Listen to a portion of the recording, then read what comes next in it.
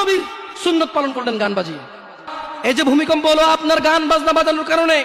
আল্লাহ নবী বলেছে যখন বাদ্যযন্ত্র বেড়ে যাবে, গায়িকারা সম্মুখে এসে নাচবে, তুমি অপেক্ষা করো, পাহাড়গুলো কেঁপে উঠবে, পৃথিবীটা নড়ে উঠবে। জালজালা ইযা যুলজিলাতিল আরদু জিলজালাহা, যখন পৃথিবী প্রবল কম্পনে প্রকম্পিত হবে। ওয়া আখরাজাতিল আরদু আসকালাহা, যখন এই মাটি তার ভিতরে যা আছে একদম লাথি মেরে বের করে দেবে, লাশ হোক আর যাই হোক, মাটি বলবে যে বেরো, বের হো আমার থেকে, বের হো, আমি তোর আর কাউকে রাখবো না।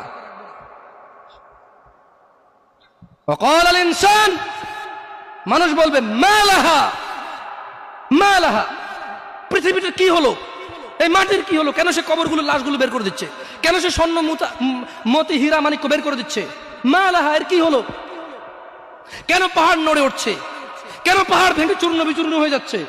মানুষ বলবে মালাহা, পৃথিবীর কি হলো, বিআন্না রাব্বাকা আওহালাহা, পৃথিবী এটা করবে, বিআন্না রাব্বাক, কারণ তোমার প্রতিপালক আওহালাহা, পৃথিবীকে আদেশ করেছে।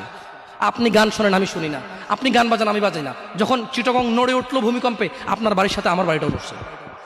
বন্ধ করেন এই জুলুম আমাদের উপর। আল্লাহর দিকে তাকিয়ে বন্ধ করেন, আল্লাহর দিকে তাকিয়ে বন্ধ করেন। আপনার বাড়িটা যদি ভেঙে ফেলার ইচ্ছা হয়, বুলডোজার এনে ভেঙে ফেলেন, কেউ ধরবে? কেউ জিজ্ঞেস করবে আপনাকে? আপনি গান বাজনা শুনে এভাবে পৃথিবীতে বিপর্যয় নিয়ে আসতেছেন। আপনার জন্য আমার বিল্ডিংটা ভেঙে পড়বে, বলে রাখি ছাড়বো না। আল্লাহ তুমি আমার ভাইদেরকে হিদায়াত দাও, ইয়া আল্লাহ, ছাড়বো না। ইত্তাকিল্লাহ হাক্কা তুকাতিহ, আল্লাহকে ভয় করেন যেভাবে ভয় করা উচিত।